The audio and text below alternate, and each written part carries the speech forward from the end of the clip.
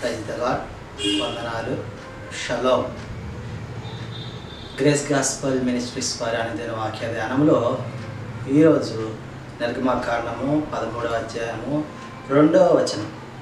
ఇజ్రాయేలులో మనుషుల యొక్కయు పశువుల యొక్కయు ప్రథమ సంతతి అనగా ప్రతి తొలిచూలు పిల్లను నాకు ప్రతిష్ఠించుము, అది నాదనే చెప్పెను. ప్రియమైన సహోదరి సహోదరులారా, ఇక్కడ ఒక కట్టడను వివరిస్తూ ఉన్నారు. ప్రతి ఇజ్రాయేలులో ప్రతి తొలిచూలు సంతానం, ప్రథమ సంతానము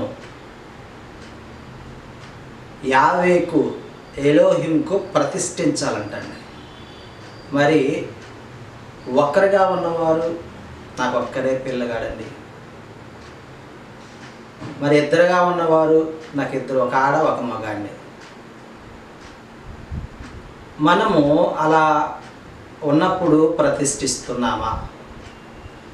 ఇజ్రాయేలీయుల ఎలోహిముని, ఇజ్రాయేలీయుల రక్షకుడిని అనుసరిస్తున్నటువంటి మనము, లోకరక్షకుడిగా మరి అంగీకరిస్తున్నటువంటి మనము, మరి వారి అడుగుజాడల్లో మనం నడుస్తున్నామా?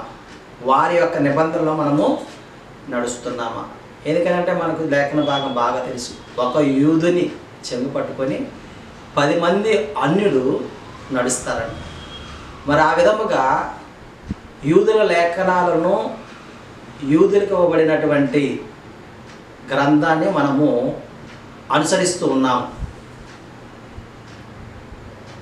అలాంటిది అది అనుసరిస్తున్నటువంటి మనము ఈ రోజున మనకు ఒక జ్ఞాపకం చేస్తూ ఉన్నాడు. ఏ విధంగా అంటే ప్రతి ఒక్క తొలిచూలు ప్రథమ సంతానము యెహోవాదట, ఎలోహిందంట, దేవునిదంట. ఈ విషయం నాకు ఇప్పటివరకు తెలియదండి అని అనుకుంటే ఇప్పటి నుంచి మనకు తెలియజేస్తున్నాడు.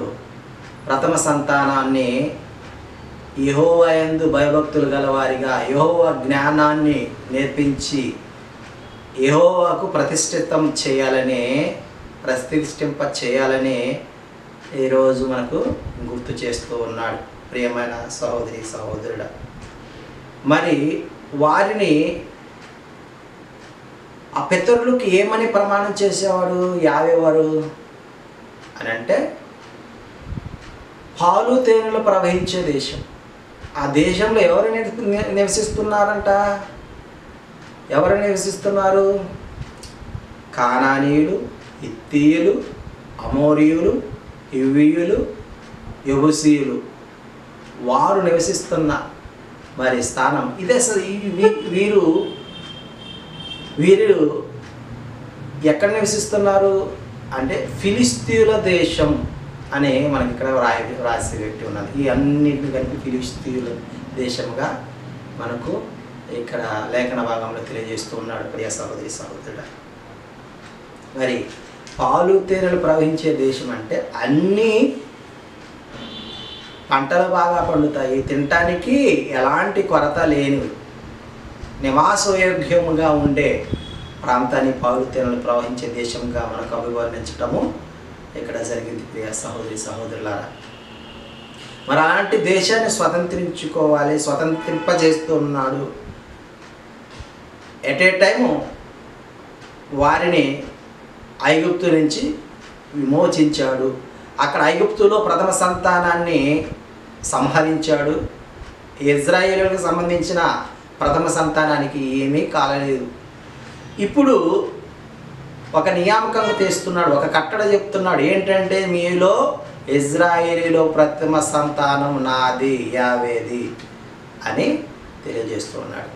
మనము ఆయన మార్గములో నివసిస్తున్నటువంటి మనము మన యొక్క ప్రథమ సంతానాన్ని యావే యందు భయభక్తులు గలవారిగా, ఎదుటివారికి ఆయన మార్గాలను తెలియజేసే వారిగా ప్రతిష్ఠింపాలని యావేవారు ఈ దినం మనకు తెలియజేస్తున్నాడు. మన మనోనేత్రములను వెలిగించి మన బిడ్డలను, ప్రథమ సంతానాన్ని, తొలిచూలు సంతానాన్ని యావేకి అనుగ్రహించినట్లుగా పరిశుద్ధాత్మ దేవుడు మనల్ని నడిపించునుగాక. ఆమేన్.